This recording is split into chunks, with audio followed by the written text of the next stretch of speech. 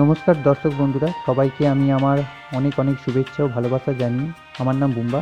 আমি তোমাদের কাছে কিছু গল্প আমার জীবনের ছোটোবেলা থেকে এখন অবধি আমি যে গল্পগুলো শুনে এসেছি বড় ছোট সবার কাছে, সেই সমস্ত গল্প গুচ্ছের থেকে কিছু কিছু গল্প আমি তোমাদের সঙ্গে শেয়ার করব এবং আশা করি সবারই গল্প শুনতে খুবই ভালো লাগে এবং সেই গল্পগুলো শুনলে আমার মনে হয় তোমাদের অনেকটা মন খুশি হবে এবং দুঃখের মধ্যেও যদি কেউ থাকে তার মনটাও কিছুটা আনন্দিত হবে বা উল্লাসমুখর হবে।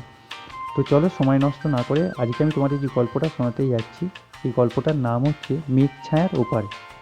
তো পাহাড় ঘেরা এক দরিদ্র জনপদে থাকতো এক কিশোর, তার নাম হচ্ছে অরুণ। অরুণের কাছে বলতে গেলে শক্তি ছিল না এবং সম্পদ বলতে কিছুই ছিল না।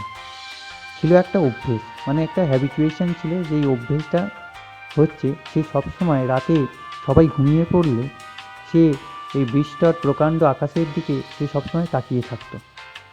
তাকিয়ে থাকবারও কারণ আছে, কারণ লোকেরা বলতো ওই বৃহৎ আকাশের দিকে নাকি মানুষেরা বাস করে না, সেখানে রাজত্ব করে দৈত্যরা।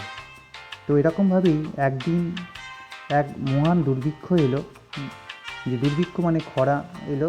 সেই খরাতে অরুণের মা একদিন অরুণকে সকালবেলা বললেন যে আমাদের কাছে যে শেষ ছাগলটা আছে সেই ছাগলটাকে বিক্রি না করলে কিন্তু আমরা আর আমাদের খাবার জোগাড় করতে পারবো না। মানে ছাগলটাকে হাটে বিক্রি করে যে অর্থ ওরা পাবেন বা সেই অর্থ দিয়েই ওদের সংসারটা চালাতে পারবে।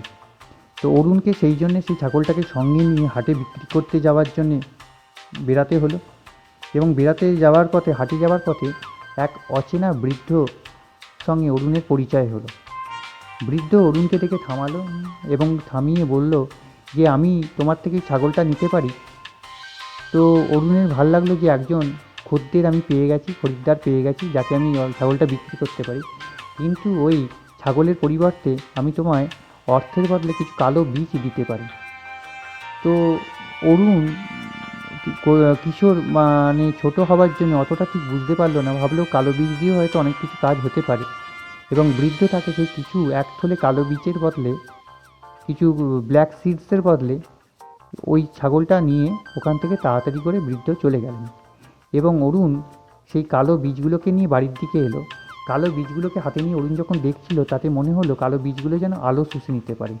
কিন্তু বৃদ্ধ যাবার আগে একটা কথা অরুণকে বলে দিয়ে গেলেন, এই বীজগুলো কিন্তু মাটিতে পুঁতবার জন্যে নয়, এগুলো হচ্ছে আকাশের দিকের জন্যে, মানে আকাশের দিকে ছুঁড়ে দেওয়ার জন্যে। তা মা যাতে রাগেতে এই বীজগুলো ছুঁড়ে না ফেলেন, সেই জন্য অরুণ সেই বীজগুলোকে বাড়িতে এনে একটা জায়গায় লুকিয়ে রাখল। আজকের পর্বটা এখানে শেষ করলাম।